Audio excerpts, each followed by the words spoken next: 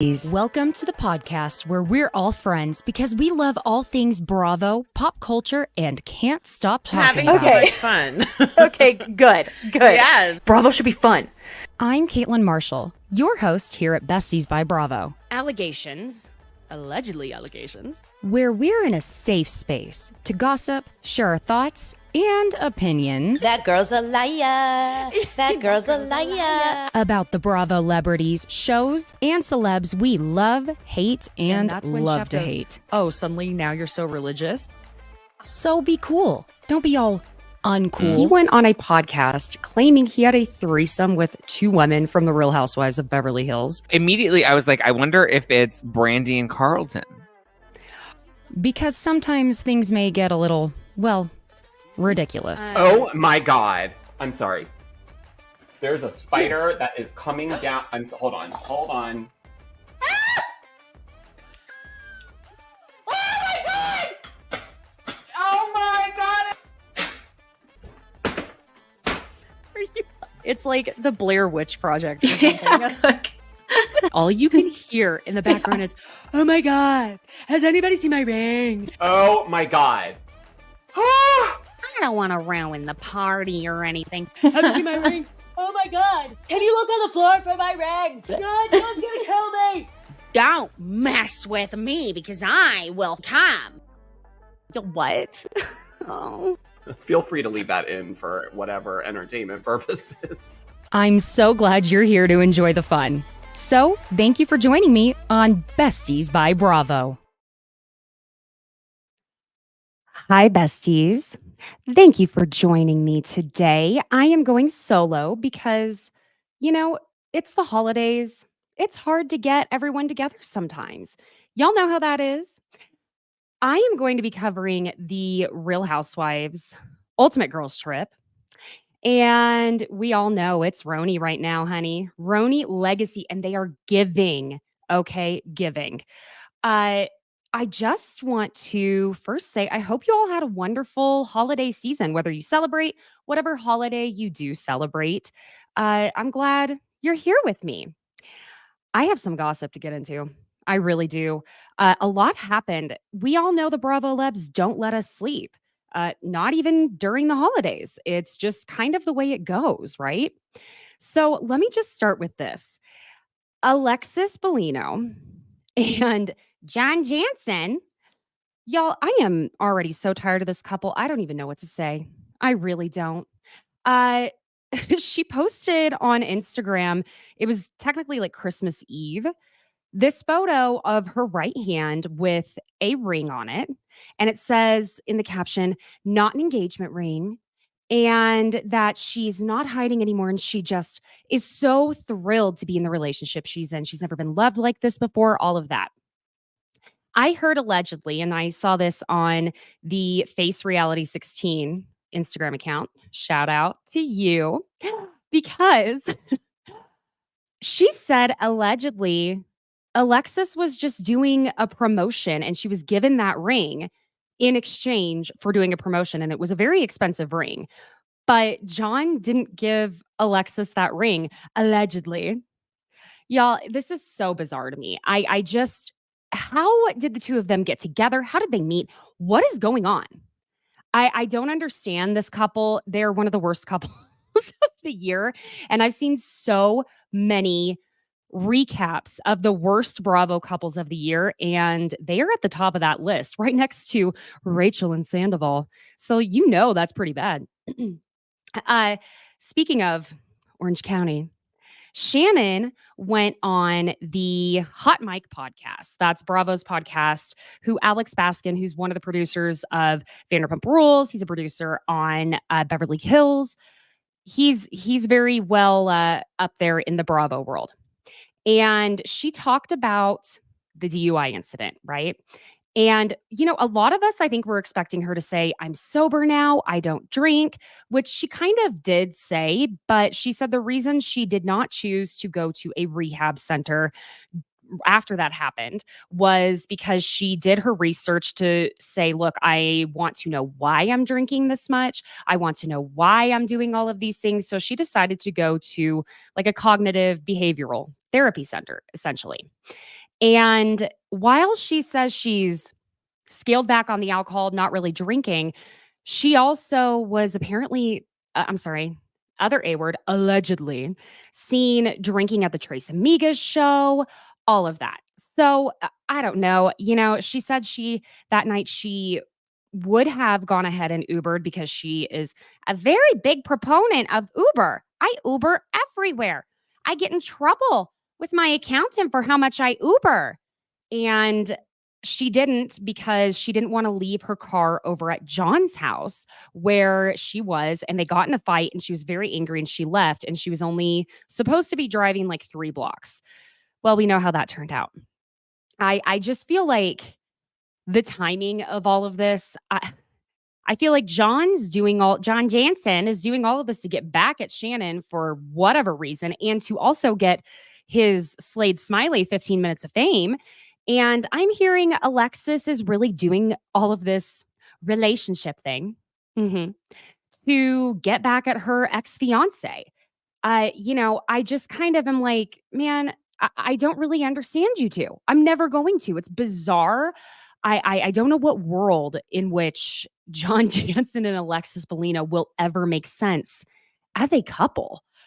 Then I'm sure, yeah, those of you who are watching on TikTok, y'all, I was a little nervous today because I am not only live on YouTube, I'm also live on TikTok. So I think I've only done like one live on TikTok before, and I was insanely nervous the last time. So if I sound a little different, it's because I'm just working the nerves out. Okay. Thanks for hanging out with me. Um, if you saw on my TikTok, Mauricio has been here in Aspen, but also just so you know, Kyle had been in Mexico with Faye, and and when I say here in Aspen, I'm in Colorado. So that's why I say here. And we know how much they love Aspen. So Kyle ended up joining, I'm assuming, for the Christmas holiday. And before Kyle joined, there are multiple videos of Mauricio partying with these 20 somethings, like Gen Zers, popping bottles of champagne, shirtless, all of it. I know a lot of people are like, well, let him live. They're separated. But the only reason I feel like people are really saying that is because they are believing that Kyle and Morgan Wade are in a relationship that's not platonic. And I implore you to consider the fact that what if they are in a completely platonic friendship? How messed up? I'm sorry, if I saw my ex doing that, I would be like, first of all, I am going to need to go up to Aspen. I am going to riot, basically. I would be rioting even more if I were Shannon Bedore right now, but I still would be very upset. Okay. I just, you know, uh, something that was not on my Bravo bingo card for 2023. Y'all, did you see Eminem? Yes, the real Slim Shady, Marshall Mathers, requested a protective order against Robin Dixon and Giselle Bryant. Yup. And it was over. I'm sorry, this is just hysterical to me. I can't. It's insane.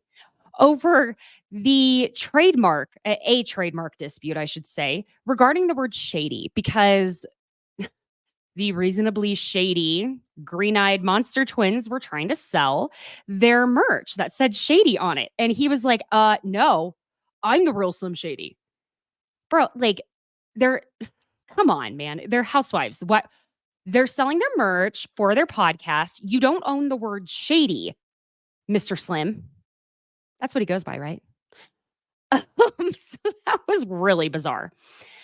It's funny because this week there hasn't obviously been really any new shows on Bravo except for Ultimate Girls Trip. And I'll say, yeah, this 5th episode, not the most like eventful, but was I laughing? I absolutely was. Tell me you weren't laughing. I see the internet and social media has been kind of divided on this particular girls trip and whether they love it or not. And when I say divided, I mean they either love it or they really are like, oh my God, it's so boring. What the hell? But honestly, I think this particular RHONY Legacy is for you if you want the nostalgia of the RHONY days, but you just want to see a new story told. And is it technically a new story that's being told? Nah, it's still a lot of the same stuff. But is it still really fun to watch? Oh my God, yes. Okay, give it a chance. It is going to give you the nostalgia and all the fun kookiness that we get from, I don't know, our I keep wanting to call them the Trace Amigas. Does anyone else feel that way? I don't know why I do. But let me just say, give it a chance, all right? Because I certainly did. And I'm going to start recapping now Real Housewives Ultimate Girls Trip, RHONY Legacy. Are you ready? Okay. So we start episode 4. Kelly is telling the yoga instructor how fantastic she is. That is due to her eating well, sleeping well, doing kind things for other people, because kindness keeps you young. Okay, Kelly. Why don't you talk to me about the word host and tell me how you feel about that word being kind now? Because it seems like you find that word to be as insulting as you could possibly make it. I also kind of feel like Kelly's like, oh, this is her opportunity to come out with a skincare line, called like hosting kindness. I don't know. The tagline will be something like, you're not a chef, you're a cook. You're not a host or Randy Cohen, you're a housewife. So keep it kind, keep it young. Like me, because I'm kind and young. Kelly Ben Simone. Please be an action verb, not a noun. I don't know. What's with my brain? The way Ramona is so passive aggressive, I think it's an art form. She really has mastered this art form, because the way she says to Martin when he comes in the room, "Do you want to see my outfit? Want me to show you? Yeah, this dress is kind of wrinkly." He's like, okay, so the dress needs to be steamed again. Note taken. Fantastic. I swear to God, Ramona really likes to wear people out. She really likes to wear them out. And Luann is making her eggs a la française again. And she keeps saying, ooh la la, ooh la la. Like, oh my God, dude. So we get to the pool. Kelly is very, very conspicuously taking calls that are work, question mark. The girls are sitting there talking about skinny dipping the night before, and Dorinda says that she saw Sonia with her full bareness out, and she went, "Is that your vagina or a Brillo pad?" And I will say Kelly's real estate business does seem pretty legit. She did over $50 million worth of business in less than like 3 months. She says she represents her entire building. She did the #1 deal in Manhattan during COVID. I mean, hey, do your thing, girl. I mean, take your work calls while you do some leg lifts in a bikini, whatever you need to do. But I just need to talk about this for a second. Kelly giving Kristen all of this hell about saying like she knows how the fans feel about her. Kelly, I'm curious, how is it that you know how we fans feel about Kristen Takeman? Because if anything, we all thought Kristen was, I don't know, a little silly, at least in my opinion. We felt kind of sorry for her the way Josh would treat her a lot of times. And I don't know, I guess we all just kind of think, well, she may not be smart, but at least she's pretty. I just kind of am, I'm feeling like Kelly is over catastrophizing what is going to happen to Kristen. And I don't know that it's actually a genuine concern for Kristen's well-being because I'm going to get there. But the way Kelly's like, she's going to lose endorsements. The fans are going to turn on her. Listen, I know we Bravo fans, we can be intense. We absolutely can turn on someone. Lisa Rinna, because, well, maybe Lisa Rinna need to be turned on at the moment. You feel what I'm saying there? And I do understand that Kelly went through a lot with the Scary Island thing and the jelly beans and the go to sleep. It was a lot. Okay, that's my point. But I don't really see Kristen doing anything that is going to make all of us go, oh my God, Kristen Tickman is like the worst. Can't stand her. Get her away from me. It's just not computing. I think what Kelly is most annoyed by is that Kristen is successfully producing while being a housewife on this season. And I think that drives Kelly nuts. Because again, we get for the second time in barely a week, Housewives not only being on, well, the Salt Lake City girls were it was a catamaran, remember? Like a really sick, strong boat. But these women were at least on a yacht. And we not only got the parallels of them on boats, we'll just call them that, floating devices. Okay, there we go. We also got the indecent shower head jokes from them rinsing off after being in the ocean. And we also got the word narrate because remember, Meredith Marks, don't narrate me. And then we've got Kelly here saying that Kristen is sitting there narrating her. We don't need a narrator for our scenes. Kelly, you're the only one talking about producing. You're the only one talking about scenes. Let Kristen do what she wants to do because I guarantee a producer has told her what they want her doing. She's following orders. You feel me? So anyway, Luann, Dorinda, and Kristen are watching Kelly take her calls, and they kind of just collectively agree that Kelly's kind of in competition in her own mind with everyone. And Dorinda says that Kelly's just over there like, she's like, look at me. I'm in a bikini taking calls, and oh, look at that. And I'm doing leg lifts and on the phone doing business. Multitasker.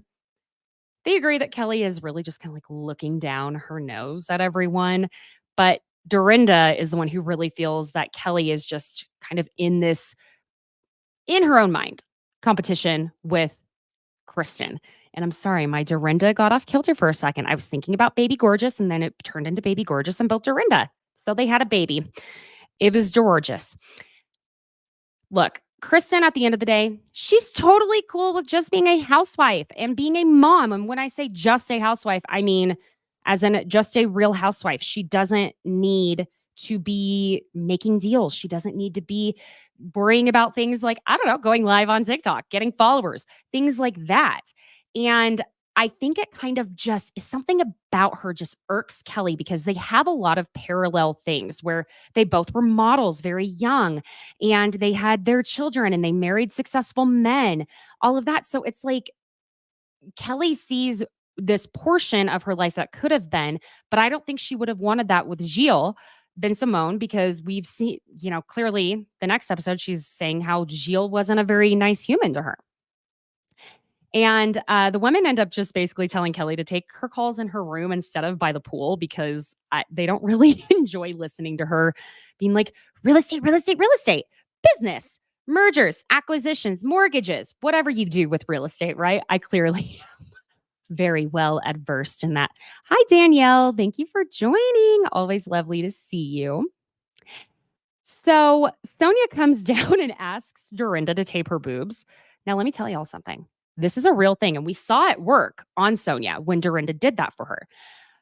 When I used to do pageants way back in the day, my pageant gown designer, who I was a model for, all of that, again, way back in the day, I'm not saying this was last week, Jonathan Kane, who was on Project Runway, both this last season of All Stars and, oh my God, now I'm going to lose my mind because I'm pretty sure it was season 4. He was on Project Runway more than once. He was on there 3 times. He would do that for us before we'd go on stage.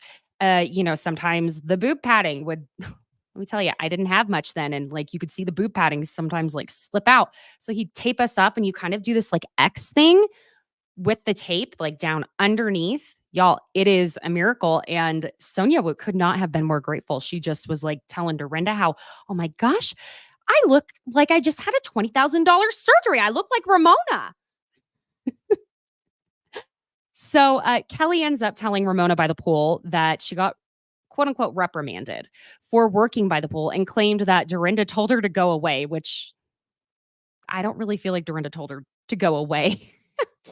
And Ramona and Kelly agree that Dorinda has a really soft heart. And Kelly says something odd for, I don't know, the 500 millionth time.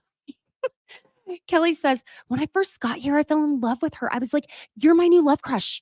I'm obsessed with you.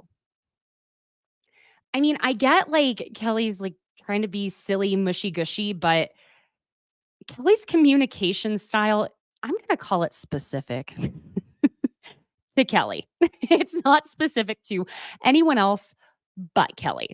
So Kelly starts getting even more kooky again by saying that her hair is so dirty.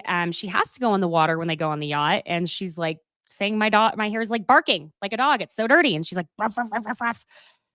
And I mean, I guess it's cute if you have little kids, maybe, but her kids are grown.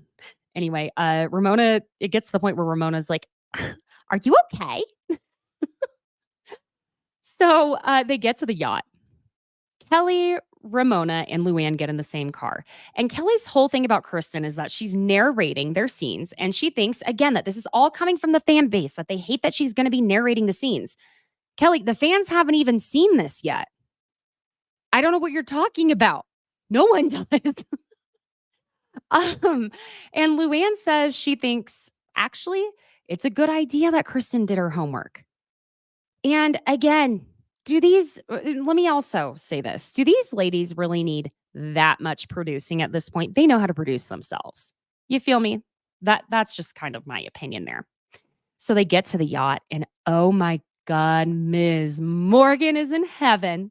In heaven. Coming up, telling the captain and the crew members about the brave goose that was her ex-husband's boat. And in confessional, Ramona says, some women get off on diamond jewelry. Some women get new shoes. Sonia gets off on yachts. And then in confessional, Sonia says, well, everyone knows I have a taste for luxury and luxury has a taste for me. This is a Sonia Morgan activity if I've ever seen one. Then the ladies end up spotting a turtle and Ramona is thrilled. She's like, turtle time, baby. Which y'all, I still to this day, I get to a point where I'm like, what is turtle time again? And I keep forgetting what it was. It was that trip they all took, maybe season 2, where there was a bar called the Something Turtle, and Ramona just wanted to keep drinking and dancing. And so it was like turtle time because she wanted to go to the bar named the Something Turtle. In case you forgot why it was, there's no other explanation out there aside from that. So Luann and Dorinda decide to go ride the hot dog, which, listen, I grew up in Oklahoma. This is what we would call tubing. We'd go out on the lake. You'd go to Grand Lake. You'd go to, I don't know, 10 Killer. And you would get on a tube on the back, pulled behind the boat. Was it safe? Probably not. Did we absolutely love it? Hell yes, we did. It was so much fun. Anyway, in confessional, Luann is saying, all this bouncing around kind of reminds me of my last date. My legs wrapped around tight. I'm like riding like a bull. And then I realize, oh, it's Dorinda. Look at Luann practicing her jokes for her cabaret. Okay, girl. In confessional, Dorinda ends up saying, nothing like a gyrating hot dog under a middle-aged woman. And then in confessional again, Luann says, I mean, I love riding a hot dog, but how long can you ride a hot dog for, ladies? I mean, I think we all get tired after a certain point. She about threw in one of those Danny Pellegrino's, ladies, am I right? Luann versus this shower head thing to wash off the ocean. Again, that's that parallel we got from Salt Lake City. And that thing really was not happy with Luann. It was like attacking her and was like, hey, I am not going to wash off Dorinda. I'm coming after you, ma'am. So Sonia and Ramona, they have matching bathing suits that say, we like to party. So we are going to get, we like to party. We like to party. Like 500, times in basically the dialogue of middle-aged white woman speak. You know what I'm saying. Sonia thinks whenever Dorinda and Luann are coming back from going and riding the hot dog, that there are fans or paparazzi coming up to them. Nope. Just Luann and Dorinda. Just Luann and Dorinda, honey. So they all decide to have some lunch and they agree they're all getting along at the moment. And this is when Kelly starts coming in on the whole thing, saying she's trying to protect Kristen because she knows how bad it can be. And she just really wants Kristen to be well received. But Dorinda says that she thinks Kristen is doing just fine. And Kelly ends up saying, well, I'm not having this conversation in front of Dorinda. Because Kelly is still on the thing where she says Dorinda called her a see you next Tuesday. But Dorinda said she was being CUNTY, which, listen, we all know, we've all heard Erica Jane and all of that. I was just waiting for Erica Jane to pop in and be like, actually, what she said was, because it was Dorinda did not call her that word. And again, on top of that, Dorinda apologized to her multiple times. Dorinda apologized to her the night before. They got past it. It was supposedly okay at that point. And again, she didn't actually call her that word. She said it with the Y at the end, which I'm sorry, it is completely different. Okay. And also, I take it as a compliment if someone says, I'm serving that. Yeah. And you should too, honey. That means good things. If you don't know what I'm talking about, look it up, honey. Dorinda tells Kelly that she thinks she is jealous of Kristen. And Dorinda brings up again that she watched all of Scary Island. She keeps telling Kelly about it. And now, she says how the dinner, how she wasn't letting anyone speak, and the jelly beans and all of that. And in confessional, Dorinda says, now I get it. I thought I was dealing with a bunny rabbit, but it could be a different animal. The amount of animal metaphors and references on this show, it's kind of staggering. You know what I'm saying? Kelly says in confessional that she thinks, basically asking if Dorinda's fangirling again, like, do you want an autograph? Kelly, I don't think Dorinda is fangirling over you. Something in me was like, did they grab that soundbite from confessional? And was she actually talking about Kristen or something? And they placed it to where it looked like she was talking about Dorinda? Because it was really bizarre and didn't make literally any sense to me. But does Kelly make sense to like anyone? No. Eventually, Luann talks to Kelly, and Luann's really trying to help Kelly because she thinks she's the closest person on this trip to Kelly. So Kelly tells Luann that she's super stressed out and working super hard, and she feels like she really doesn't deserve the way Dorinda is treating her. Now, do I think Dorinda is being very, very harsh with Kelly? Yes. Do I think Dorinda would be as harsh with her right at this point if she had not watched Scary Island? No. So I'm kind of curious how this all would have played out if Dorinda had just been like, you know what? I'm going to stay in the dark. I'm not going to watch Scary Island. I'm just going to take Kelly at face value. I'm curious how this would have gone. Who would have actually been on what side and what team? But alas, she did watch it. And now Dorinda's just like completely against Kelly, basically. And Kelly thinks that she's trying to be nice to Kristen because she thinks she, again, knows what it's like when the fans turn on you. Here's the thing, though. I don't think Kelly, while I think Kelly probably has been through it with the fans, I'm not going to take that away from her. I don't think she knows what it's actually like to have the fans turn on you. You feel me? Because I'll tell you someone or someones who know what it's like to have the fans turn on you. That would be Tim Scandival himself. Why I counted to two, I don't know. Don't mind me. That'd be Rachel Leviss. She knows. She sure does. Let's see. Who else? Well, this last week, Dorit, rightfully so. When you are given microaggressions toward a Black woman, yeah, the fans are going to turn on you because that's not okay. So I don't think Kelly had the fans actually turn on her to that extent that people like that have experienced. And I don't know if Kelly was spiraling from seeing the fallout from Scandival. I don't know.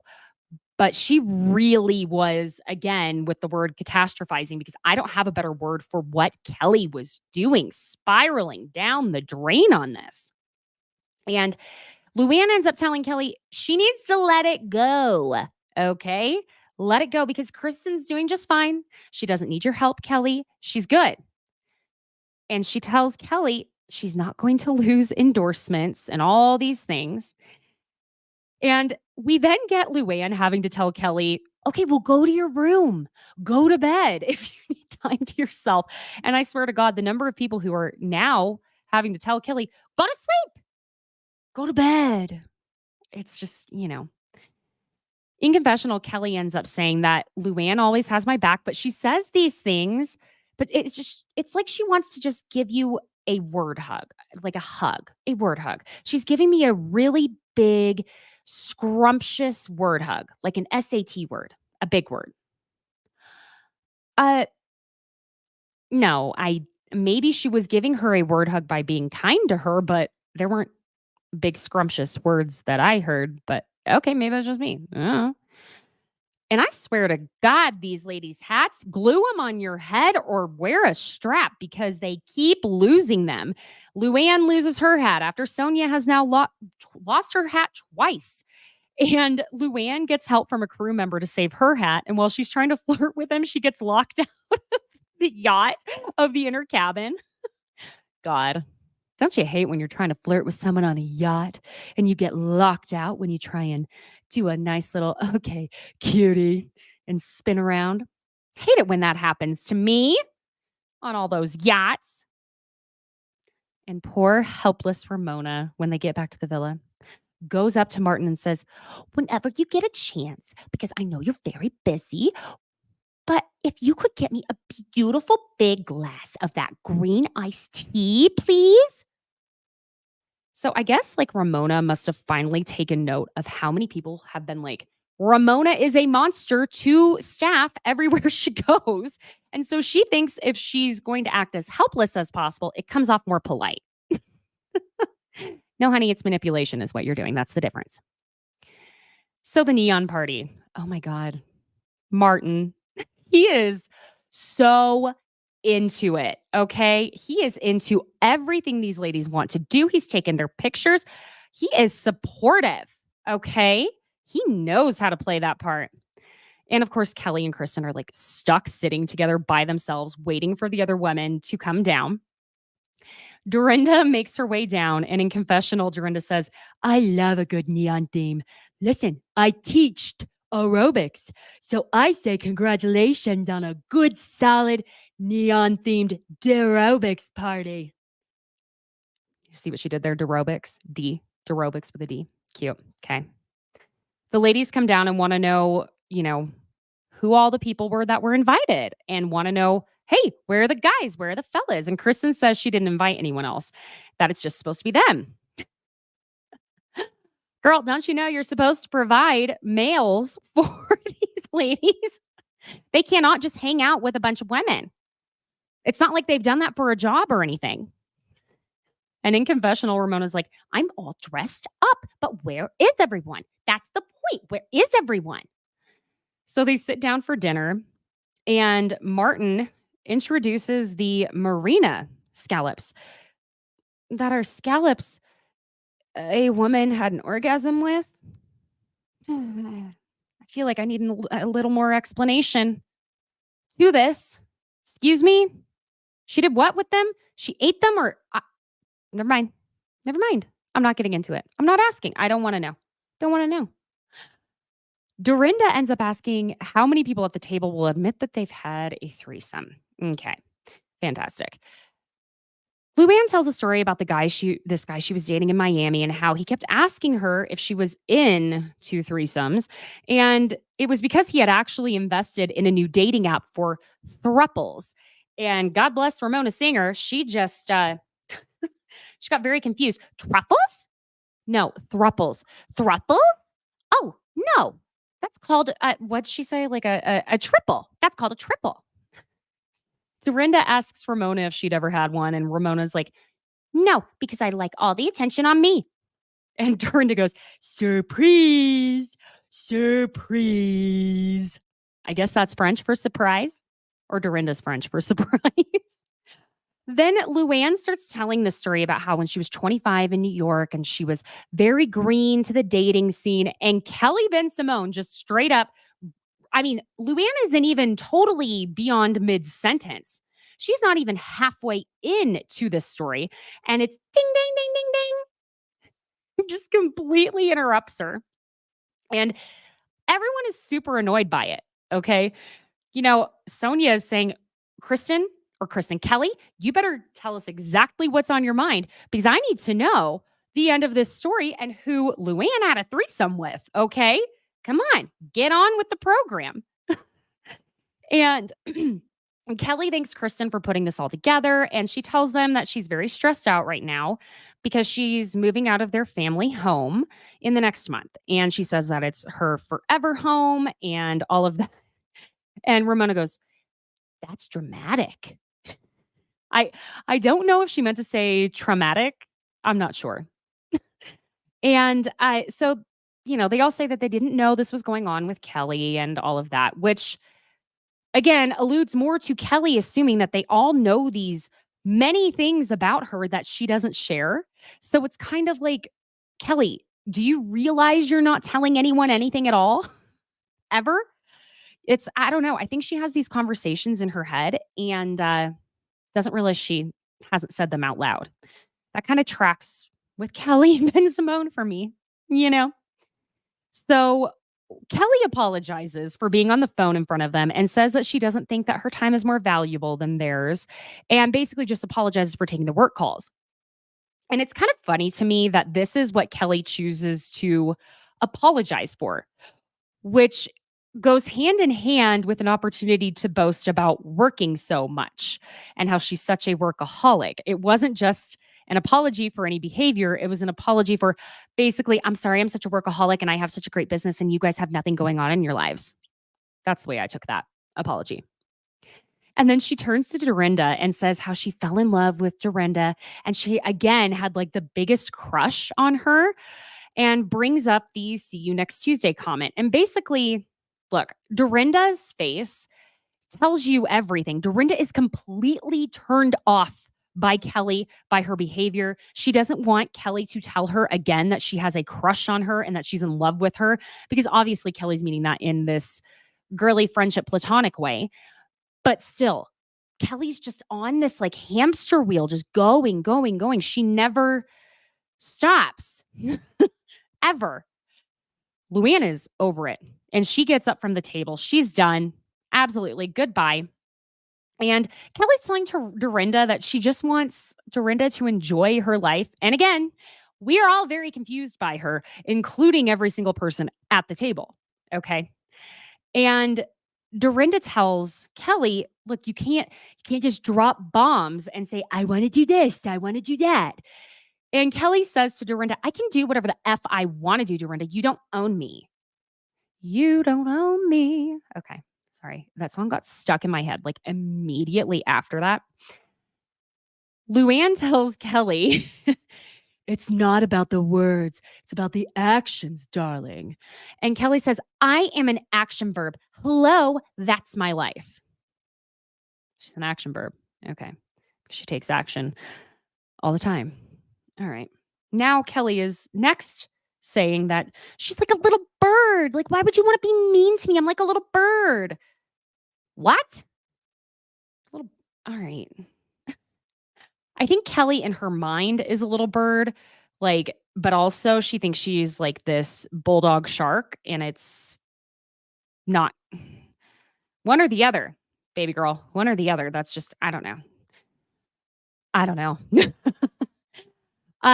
So then Kristen says basically, like, look, Kelly, I see what's going on here. And again, what Kristen is wanting to do here is translate. She's trying to speak Kelly, which I don't think is a language many people speak.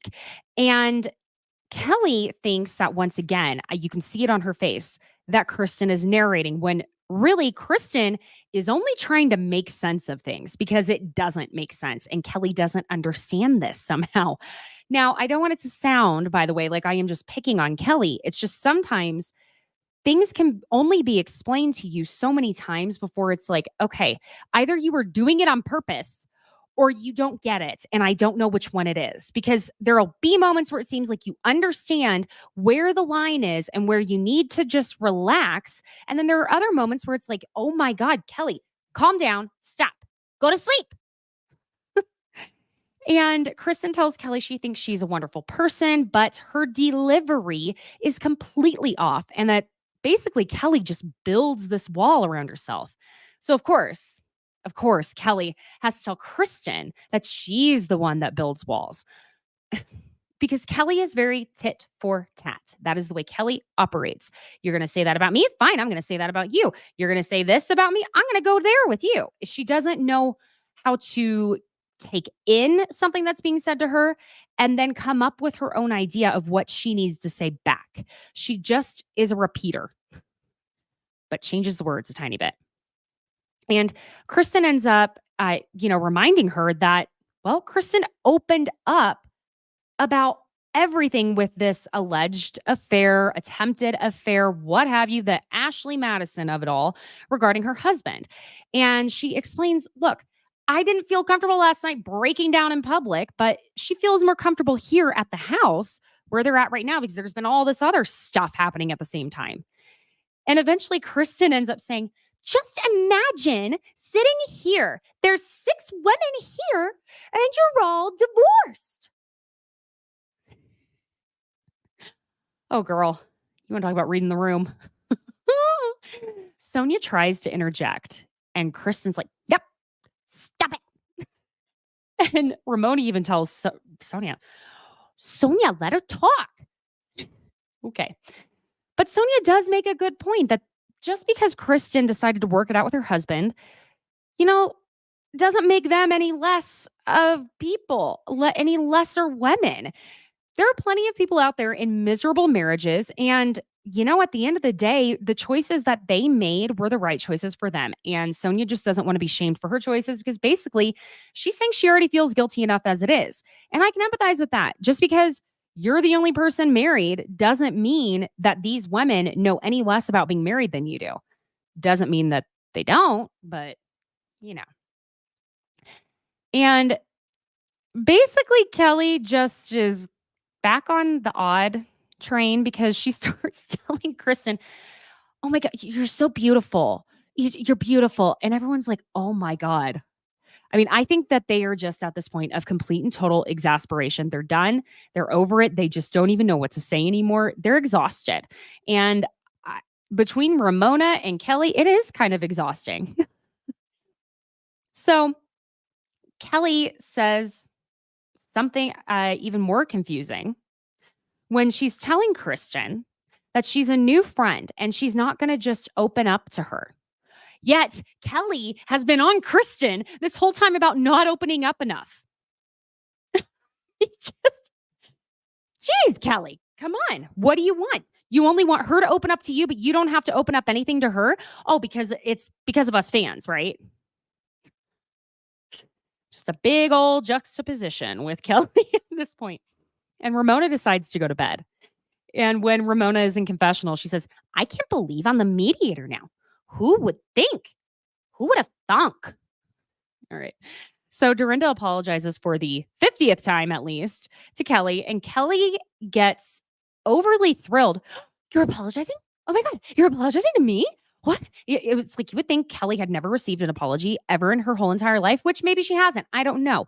I'm sorry if you haven't, Kelly. I have a feeling this is not the first apology you've ever received from a human being, but maybe it technically is. I don't know. She jumps up, hugs Dorinda, and Dorinda's just like, get her off of me, basically.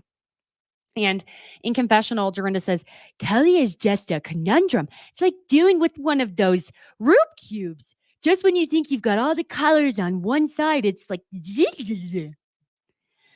Kristen is in confessional at the villa there, and Luann comes walking in with her cigarette, and they share the confessional, basically just talking about how nuts this all is and how frustrating Kelly is. Dorinda is, I swear, God bless her, really struggling on this trip. She can't find the doors in her room. They're all magic. She can't find the toilet in this basically insane asylum Whoville room. And now she can't get her necklace off, and she has to have a producer eventually help her. And she feels like the necklace is like Kelly on her neck, like, get off, Kelly, get off. And then Dorinda and Sonia get in the pool, and Kelly and Kristen are sitting by the pool. And Kristen asks Kelly if any of what she said resonated with her about having this wall up.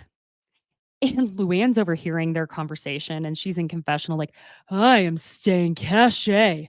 I'm staying caché dans la maison. That was terrible French, but you understand what I'm saying. She says she wants to stay hidden in the house. When I hear cachet, all I think of is the first, second, third, fourth season of Real Housewives of Orange County, the OGs. Am I right? And Kelly ends up saying she's had more deep conversations with Dorinda than she has with a lot of people. And Kristen just keeps telling her, I'm trying. And Kelly tells her, I know, but you're not the right tool for the right job. I need nurturing from Dorinda. And you can see Dorinda's like, oh, dear God. Don't make me nurture anyone else. I don't want to nurture this one. This little bird has teeth. It's just round and round. And eventually Kelly shouts at Kristen, I'm about to get really married and you don't even know about that because you don't ask. And Kristen says exactly what we're all thinking, because you don't tell. What are you talking about? And Kelly says every single one of them, names off every woman there, and she says every single one of them except for you, every single one knew that she was getting married. And yet every single woman that's there, aside from Kelly in confessional, says they literally had no idea that Kelly was supposedly getting married. Because Kristen brings up exactly what was said in her confessional, which is that Kelly only said that she was dating and it was really complicated, which is bizarre because it gets more confusing. I don't know. I don't know if Kelly is a Rubik's Cube. I don't think Kelly knows. I'm still trying to figure it out. I don't know. And Kelly tells Kristen basically she just cares about Dorinda. That's the only person she cares about trying to have a friendship with. She's like obsessed. And so Kristen's like, okay, you don't want to have a friendship with me. That's why you don't care. And Kelly's just kind of like, well, and so Kristen gets up and kind of runs off crying a little bit. She's like tearing up. And to me, I don't know, man. It's just weird at this point that Kristen is even still trying. But at the same time, I could easily see these two getting along and being friends. But again, Kelly is competitive with Kristen and does seem kind of jealous of her staying with her husband. But at the same time, Kelly, we find out, has this amazing relationship. So why would she want whatever it is Kristen has, right? That's the question. And that's also the answer, because I don't think Kelly does. She just is jealous of how things worked out for Kristen. And it's once again the Kelly juxtaposition of it all. It's not that she wants Kristen's life, but I think she sees some sort of what could have been if Gilles had been a different type of human being toward her. And that's what makes her nuts. It's, again, she doesn't want the exact thing Kristen has, but she does want the Norman Rockwell painting a little bit. Okay, so we're at the next episode. We are on episode 5. Okay, thanks for sticking with me.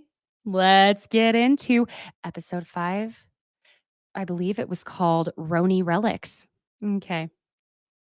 In the morning, Kelly is right back up Dorinda's asshole, and Dorinda is literally trying to just get her workout in and be on her merry way. But Kelly is just obsessed. It's kind of like one of those little golden retriever puppies that, I don't know, is like humping your leg and just won't go away. And that is Kelly with Dorinda. So many animal references. Can't stop. Martin goes into Ramona and Sonia's room, and Ramona will literally not shut up.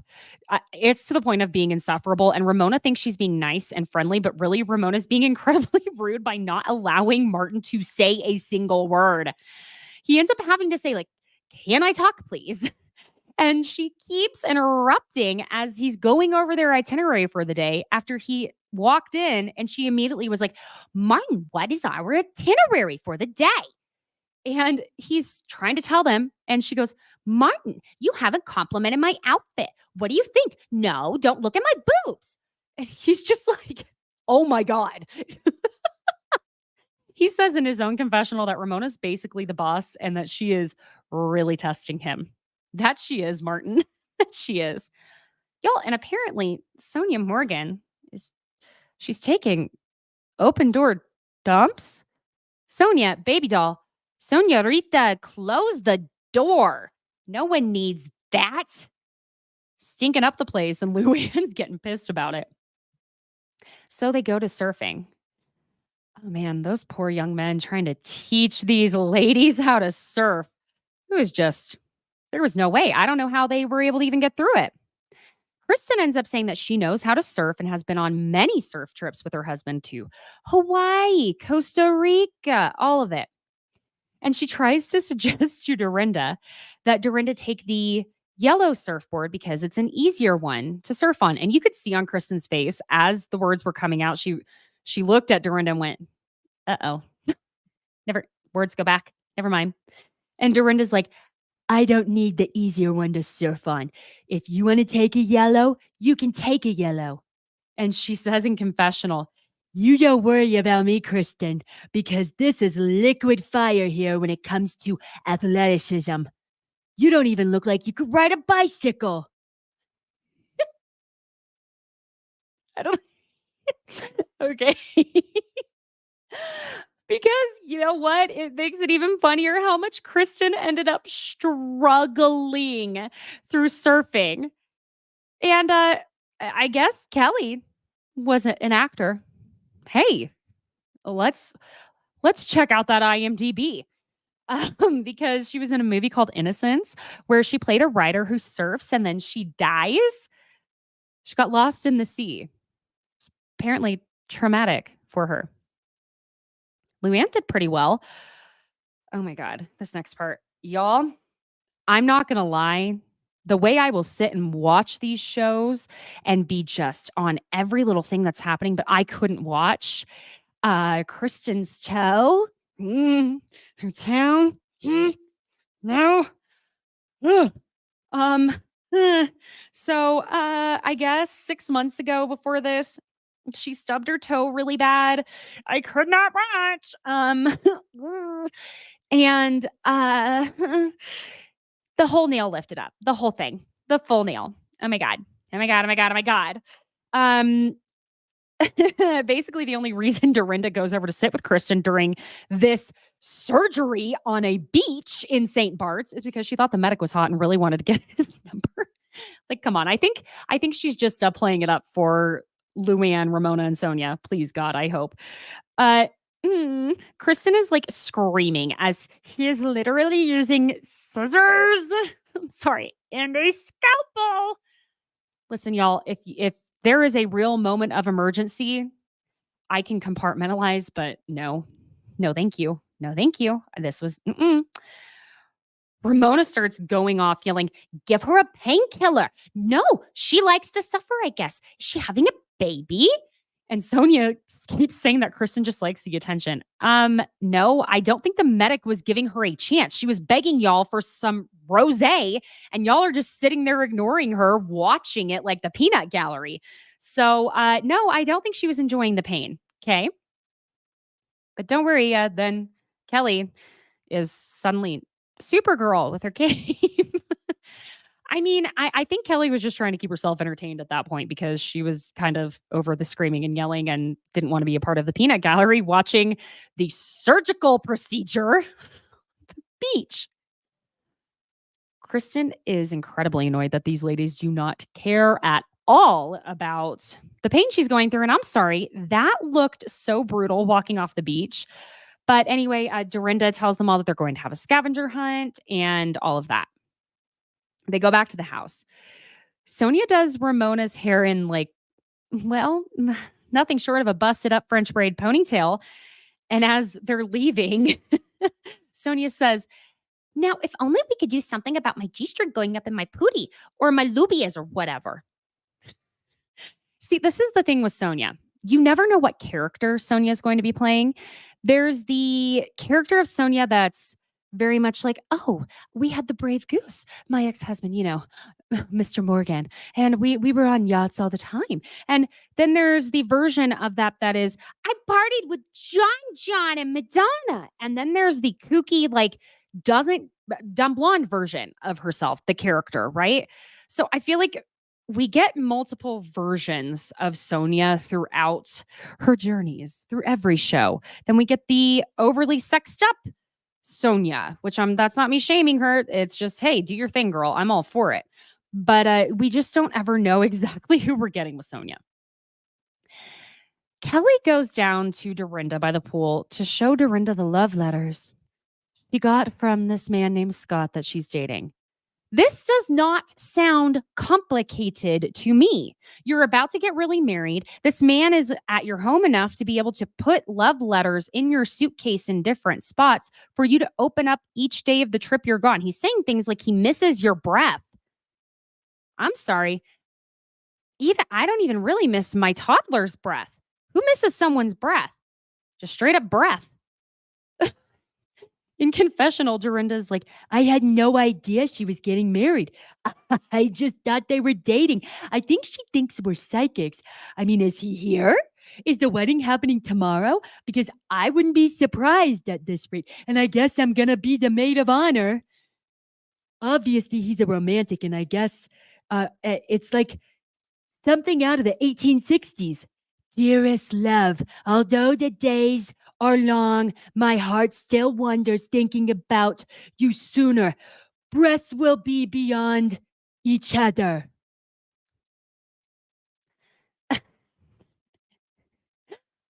Kelly continues reading these love notes to Dorinda, and Dorinda, once again, she ain't into it. In confessional, Dorinda just goes, yuck. You know, I show love with a lasagna.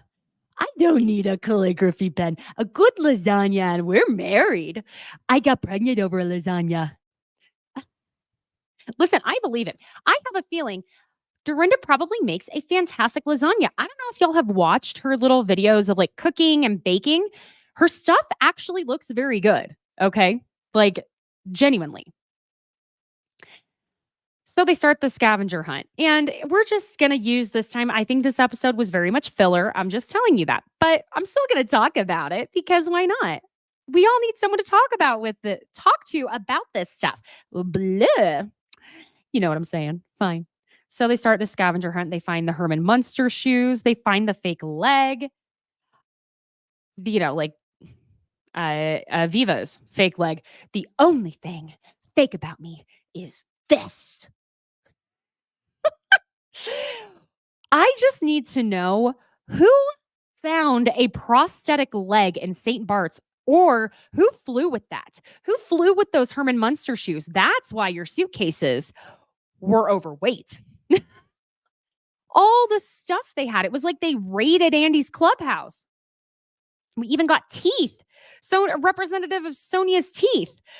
Luann literally does this like Olympic style swan dive into the pool to get a boat that is floating at the top of the pool. She was being real competitive and great. Fantastic. We get more Harry Dubin flashbacks. And then the women have to FaceTime Harry Dubin in order to get the next clue. So he ends up getting on the FaceTime, and they're all silent, like, okay, Harry, tell us, what's the clue? And he's like, for the first time in Housewives history, you're all quiet. And Sonia goes, read the effing clue, Harry. Well, Kelly has a plastic turtle and is just being annoying, playing with it in front of the camera. It's like, Kelly, stop for a second, for the love of God. And they figure out the final word of the clue that from the riddle Harry reads them is legacy. Kristen guesses it. It's Kristen, Sonia, and Kelly that win. And they win $100 to the Lowe's Regency. Remember, the Regency is where, how could you do this to me? ? Tom, Luann's ex-husband, cheated on her, made out with someone, all of that, because it was about Tom. So the ladies are getting ready for the evening, and Sonia wants to wear this t-shirt that says, give thanks, eat pie, and a pair of shorts, and tells Ramona that it's what the young ladies are wearing. And Ramona's on the phone with Avery, and she's like, no, you can't wear that. You're not a young lady. And Avery's like, Mom, I'm done. I feel like Avery just doesn't even like Ramona. I don't think Avery really likes anyone. So Sonia says the quote on the shirt is a subliminal message. Well, she changes. They're all coming down, getting ready, and she ends up wearing a pink slip dress, and the headlights are shining full throttle. And the ladies go to take a picture, and Luann gets really pissed off because Ramona always has to be in the middle and be the center of attention. everywhere, wherever she sits, wherever she is this whole entire trip. And quite literally, Ramona refused to be anywhere but right in the middle of each and every dinner table. And Luann gets so upset because she wants to sit in the middle for once.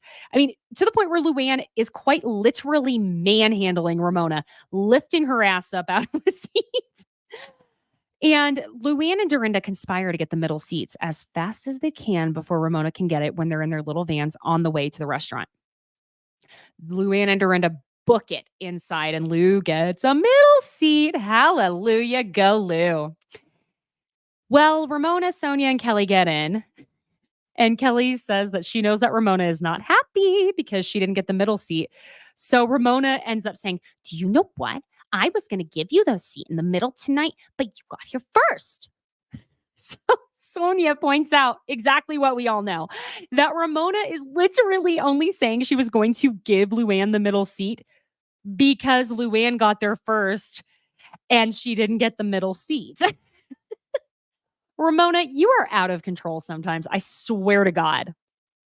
And in confessional, Ramona says, "Go ahead, take it. But you know what?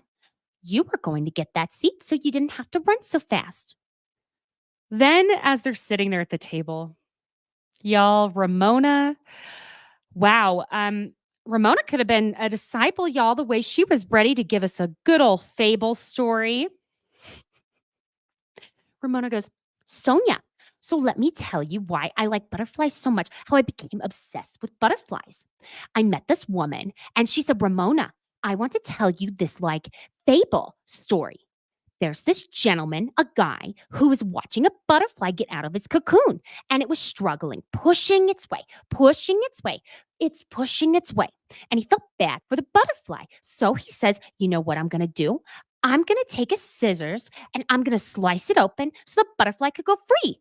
The problem was because the butterfly gets stronger as it pushes. So we as women, if we push ourselves through life, we have gotten stronger and stronger and better because it's what we do. We are butterflies." Just okay. Okay. Um okay. Uh, there are a lot of things that had me there. The gentleman, like a guy, and a story, like a fable story. I mean, I know what Ramona was trying to do, but it's Ramona. And in confessional, Luann says, "I get it, because Ramona pushes her way through a lot of things in life, especially pushing her way to the center of the table every single time." And I guess the ladies earlier had conspired essentially about what they wanted to talk about and discuss during this dinner, basically so we'd all have something to watch during dinner. And they had decided that they were going to talk about their love stories, how they met their husbands, yada, yada, yada. And Kelly tells the story of her and Gilles Ben Simon and how he basically proposed to her by slipping a giant stabby ring on her finger while she was asleep and they were in Paris. And she says she was just heard this scratch, scratch, scratch sound, woke up to it, and her finger is bleeding. And I guess he just says, "Well, you don't have to if you don't want to, but keep the ring." Yeah, okay, bye. Thank you. See you later. Bye-bye.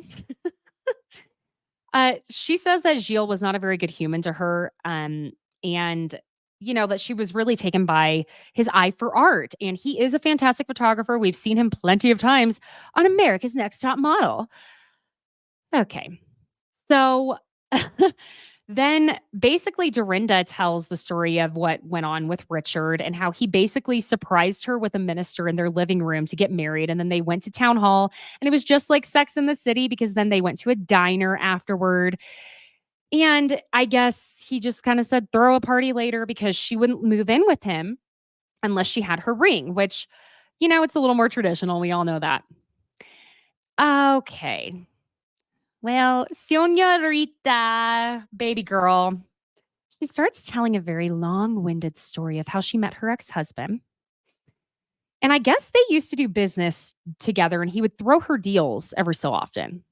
Okay. And this story is so long-winded. Oh my gosh. He picks her up in a taxi and then he hit his head as he gets out. because he wasn't wearing his hat. And so he's bleeding and they had to sit at a crappy table after he put a piece of toilet paper on his forehead. And then he wouldn't tip for a good table and they had to sit amongst the tourists. And then somehow he was able to drive her home when he didn't have his car with him. And we don't understand how he didn't have his car with him. And they go back to Sonia's apartment. And she goes on about how it's the 5th floor walk up and how they took her dog for a walk and they were picking up dog poop. And they're all just kind of sitting there like, where is this story going? And Sonia, well, they first thought the ring was going to be in the dog poop because they thought that Sonia was going to tell them how he proposed. Well, I guess Sonia said at some point, that she said to Mr. Morgan, well, now you got to marry me. And a week later, he supposedly got a ring for her and they were engaged. And Luann's losing her shit at the table laughing because they all are saying that this is a bunch of BS. And Sonia looks at Luann, she's like, what? What, bitch?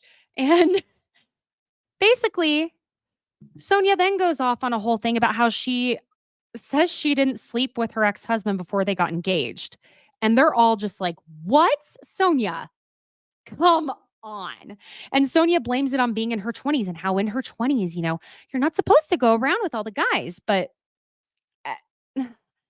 so then Luann falls over backwards in her chair. And you are not going to tell me that Luann did not sacrifice the body for that moment. Luann was like, I got to do something. Got to do something. You know what I'll do? Physical comedy it is because I'm a cabaret star. I know physical comedy. Ramona sitting next to her just looks down at Luann and goes, so let me tell you how Mario proposed to me. Just doesn't help her up. Nothing. Just looks down. Oh, are you okay down there? She didn't even ask if she was okay. And they're all just basically telling Ramona that she's psychotic because she could not care less that Luann had just fallen over backwards. None of the women believe Sonia because they're all getting up to go to the bathroom and they don't believe Sonia didn't sleep with her ex before they got married. And Sonia goes on continuing telling Kelly at the table that she got pregnant right away the first time they slept together. And she says that they had a millennium baby. And Ramona's out of the bathroom coaching Dorinda. Basically how as she's gotten wiser through the years, even if I know someone is embellishing their story at a table, there's no point in calling them out because it's not going to do anything for them. And Dorinda's like, yeah, okay, thank you. That's way I'm glad. And they all basically are agreeing that Sonia can go off on these elaborate, embellished stories. And that it just kind of hurts Sonia when they call her out on it, and it doesn't do anyone any good whatsoever.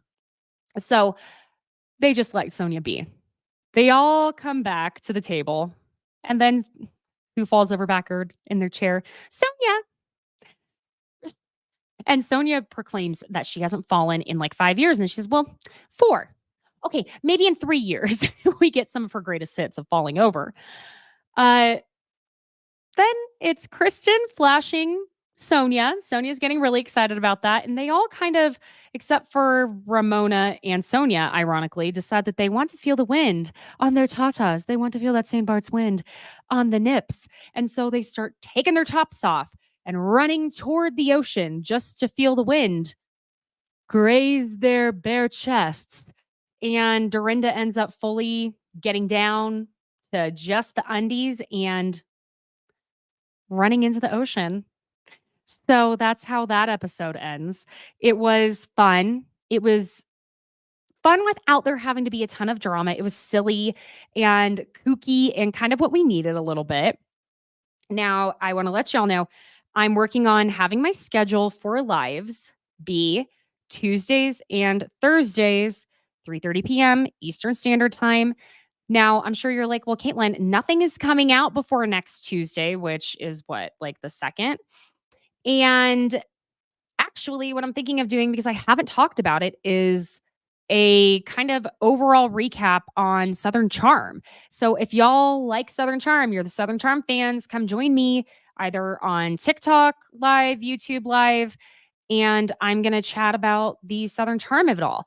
Then next week on Thursday, ooh, y'all, I'm probably going to have to do a few episodes because we are not only getting Salt Lake City finale, which you can check out my YouTube video or my TikTok videos on what I think is actually going to happen. If you don't want any possible spoilers, don't look at it. But do. Why not? And so I'm hoping Giorgio will be able to join me. If not, I am going to see if I can get someone else to just talk it out with me because sometimes I feel like I'm screaming into the void when I'm all by my lonesome here. That being said, this is what the regular schedule is probably going to be looking like. And I hope you can join more often. But again, subscribe to the YouTube channel, subscribe, write me a 5-star review wherever it is you listen to Besties by Bravo, because we live and die on that stuff. And I'm so grateful that y'all joined me. And I will see you next week on Tuesday. Okay. Bye.